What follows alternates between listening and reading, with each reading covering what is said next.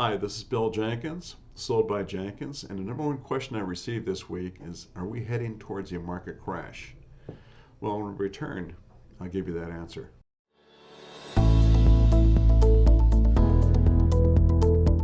So, are we heading towards a market crash?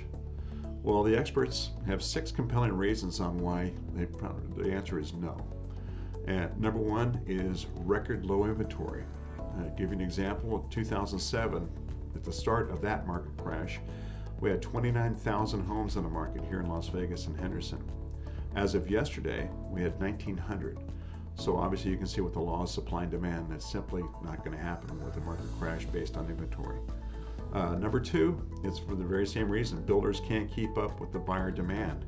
They're still not at pre-2007 levels when there was a glut of inventory that the buyers could not absorb.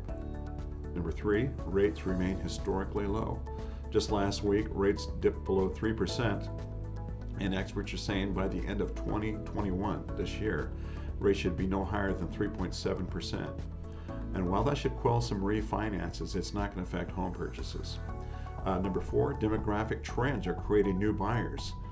There was a lot of buyers that during the pandemic decided they needed a larger place to live once they had family members living with them.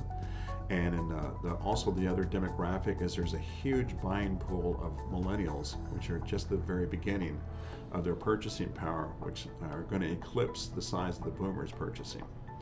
Number five, lending standards are a lot stricter than they were back in 2007 when they had what they called liar loans or no-doc loans, which stood for no job, no income, no credit, no problem.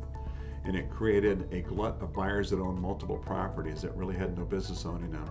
And it created a house of cards that collapsed on itself. As the third and fourth quarter of last year, lending standards, because of theirs being a lot stricter, said the average FICO score was 786. Number six, lastly, foreclosure activity is muted. The banks have no interest in becoming landlords again and foreclosing on properties. While a lot of people didn't make their house payments during the pandemic, a lot of them put them into forbearance and were allowed to put whatever payments they missed on the back end of their note versus having them pay and doable in 90 days. So what's the consensus of all of this? Well, while this market is heated and obviously can't sustain itself, at some point prices will pull back. It's not going to lead to a crash.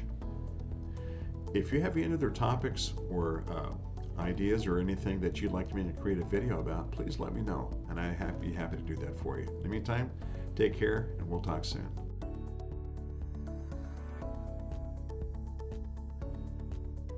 Hi, I'm DJ Bennett with Guild Mortgage, and I want to talk with you today about bridge loans. What is a bridge loan? I can tell you that it's not a loan to be able to buy this. You see this, the little bridge, and it's not a loan to that. It's actually a loan that helps you to bridge from your current home that you live in to the new home that you want to purchase to live in.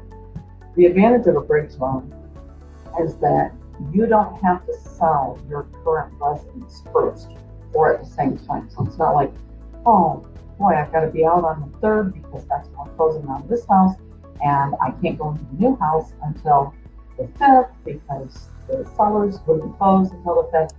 So it just relieves a lot of that stress. Also, you don't have to have a bunch of strangers traipsing through your home while you're out there shopping and packing and doing that stuff. So what we do is we lend you some cash, $40,000 on a minimum, up to $250,000 a minimum. And you can use that money then to purchase the next home. So you do the loan, you close on the home that you're wanting to move into, you pack your stuff up, get all your personal stuff out of that house that you've been living in and move into that.